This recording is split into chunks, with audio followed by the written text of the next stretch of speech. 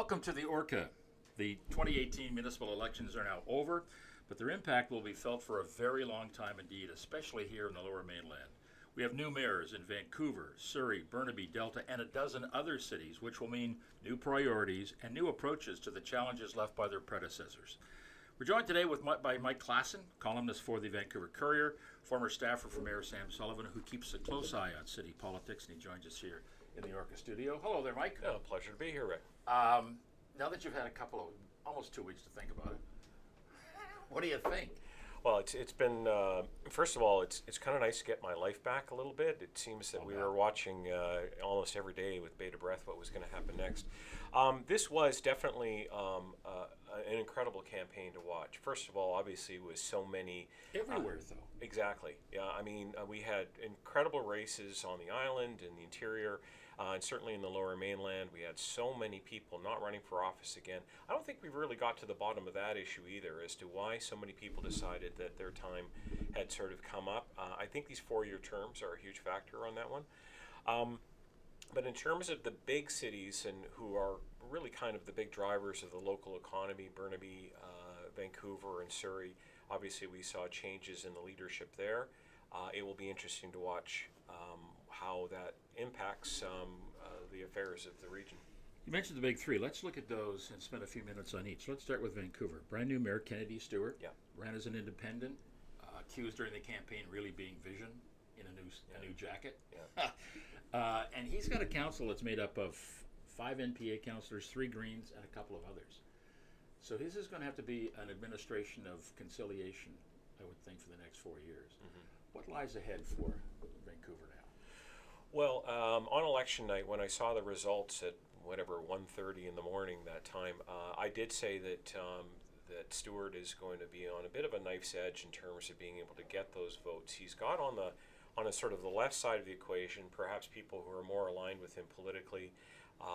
Christine Boyle, I think her name is, from One City, brand new candidate.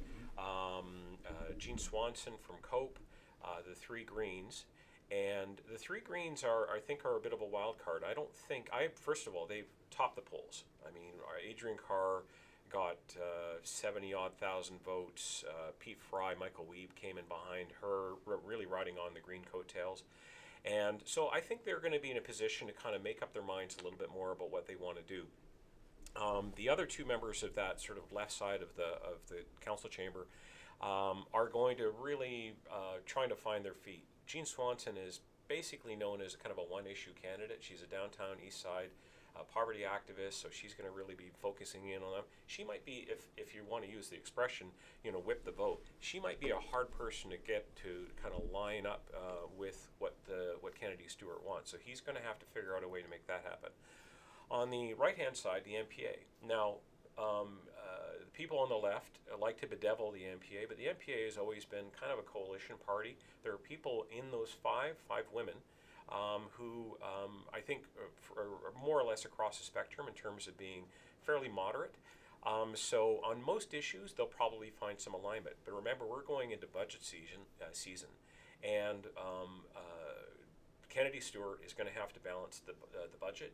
And my gosh, we already just came through like a 4.3% tax increase, 2.5 times the rate of inflation in the region. We're looking at now another 1.7% of inflation or of increase on the budget, just coming from the employer's health tax that's going to be coming in, that moving away from MSP. So now you've got to figure out what other room you're going to have, including all of the taxes that are probably going to have to go up again in both residences and commercial properties. His main issue was, as is common right across the Lower Mainland, affordability. His biggest promise was 85,000 new homes in 10 years. Is that attainable? It's a big number. 10 years, it seems like it's perhaps a doable goal in 10 years, but he qualified, of course. He said that 25% of those are going to be non-market, potentially on city land. I'm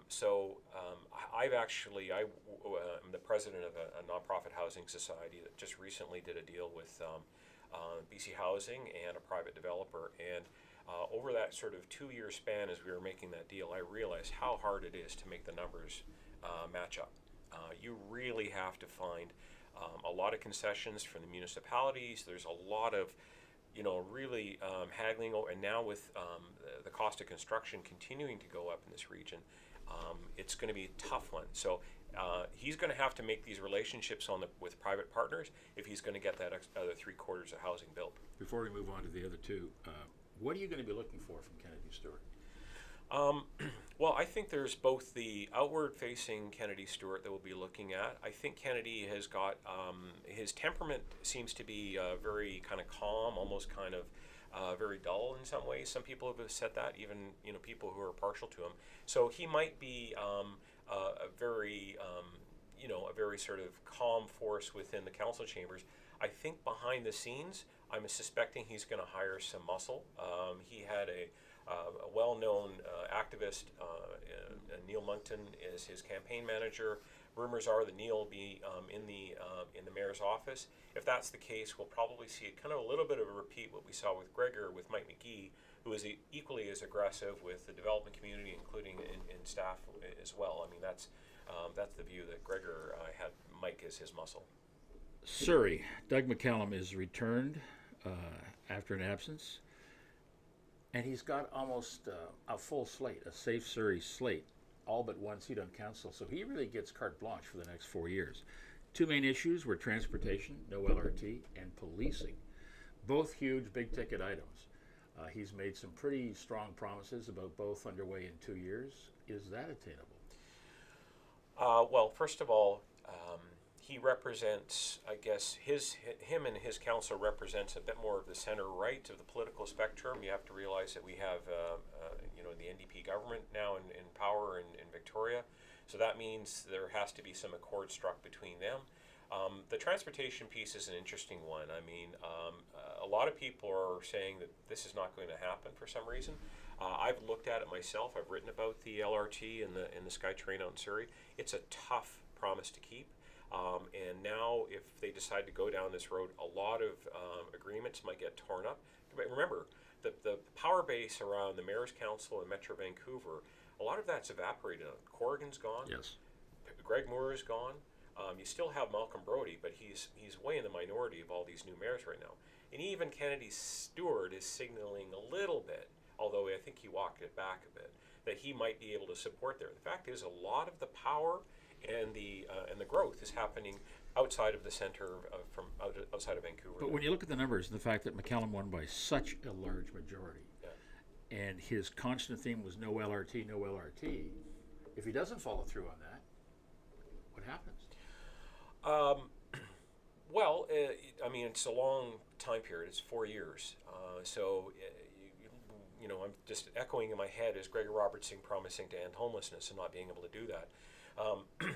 There's always a political out for some people. Who knows? Maybe McCallum doesn't stay for the full 4-year term, which is one rumor that I've heard. Really? Well, it's he came at this really, as somebody who was elected before.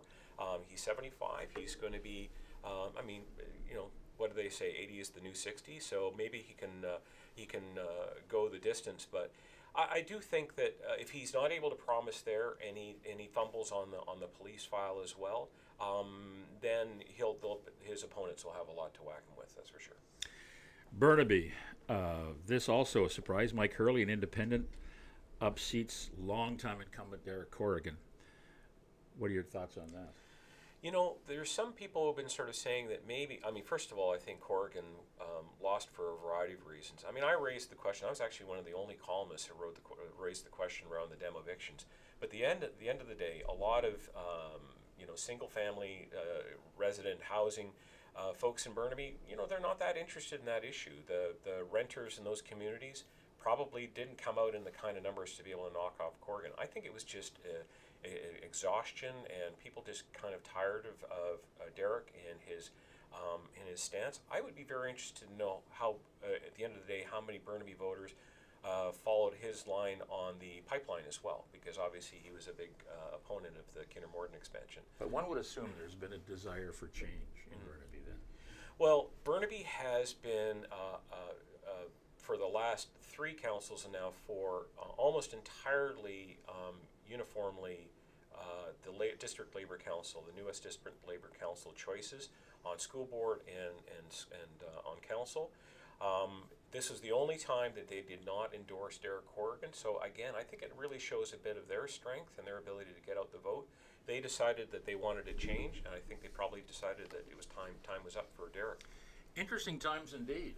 Oh, absolutely. It's going to be a very interesting next few years. Mike Klassen, thank you so much for joining us. You bet. Thanks, Rick.